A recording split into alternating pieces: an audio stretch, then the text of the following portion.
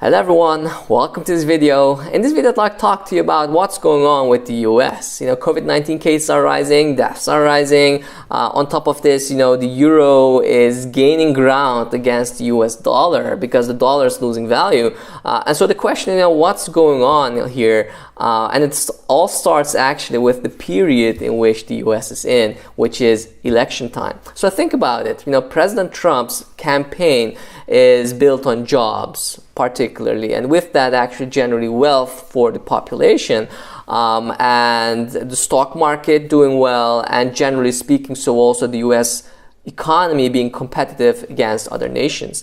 So if you keep this in mind and then think about what's the most effective way of battling the virus, well, it's lockdowns, right? Preventing people from getting on the street, preventing people from being in closed spaces such as shops and malls. And so, if you want to reduce the amount of cases and with that the amount of deaths, you need to hurt the economy, because if there's going to be a lockdown, people are going to spend less, right? And if people are going to spend less, this is going to hurt businesses, people are going to get unemployed, people are going to get an unpaid leave, and in general, this is going to massively hurt the economy. So it's a choice, it's a trade-off, right? It's two sides of a medallion. So Trump is saying basically that, this is not a definite solution because you cannot unlimitedly force people to inside. At the same time, you cannot unlimitedly force shops to close because it's going to lead to bankruptcies and, people are going to get depressed psychologically and so on and so on. So this is a problem on itself, Trump says. On top of this, what you get is that Trump is saying that as long as there's no vaccine, there's also no definite solution, because if the economy opens again after a lockdown, people are again going to walk around, and people are going to fly in from other countries. You will again get an outbreak of the virus. And we saw this also in Tunisia, where they very successfully battled the virus. They had almost zero cases for quite a long time. After that, they opened the economy, and now you see cases rising again. Bringing forward the question of, are these lockdowns really a solution, or is it really just hurting the economy severely? And after that, bringing the economy, the country itself, back to the previous situation where you again have cases. And you cannot keep on doing these lockdowns. So goes the argument.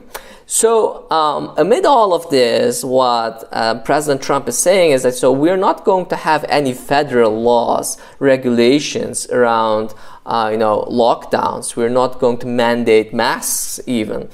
So these are responsibilities at the state level that they can take if they want.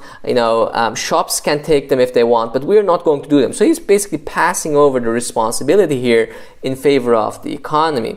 Problem is, of course, that this backfires. So people are seeing all of this, and the uncertainty gets even bigger. So really, what's going on? Are we doing well? Are we not doing well? Why are there no regulations? Why is one shop mandating masks and the other not? And why is one state preventing me from getting in and the other is not? And so, of course, this leads to a very chaotic situation for consumers, but also for businesses. You don't want to invest in a situation in a country where you're not really sure about what's going to happen, what the economy, what the country is going to mandate in terms of rules and regulations, also, for example, around investment. So what you then see here is that at the same time, Europe basically came with a massive recovery fund to help certain countries, which you can kind of compare with the states in the US, to help certain countries in the EU recover. Right? So about 750 billion euros, if I'm not mistaken, to help these countries recover, bounce back, through helping the businesses and the consumers in the country. And so this gives trust, of course, right? You don't know what's going to go on in the US, but you do know what's going on in the EU, which is a major competitor of the US. And so you saw investors in this time flocking to the EU and preferring the euro over the dollar. And that's what's leading to about 8 to 10% of gaining in value of the euro compared to the dollar, because you're not sure whether the US is anytime soon going to be able to get rid of the virus, and whether there are going to be any important, stringent, effective regulations around dealing with the virus. We do see this in the EU, we see this much less in the US. And if it is competition, you have choice, and investors chose the EU over the US in this period. I hope you enjoyed the video, and if so, please don't forget to hit the like and the subscribe buttons. I wish you all the best in the world and hope to see you again in future videos. Take care.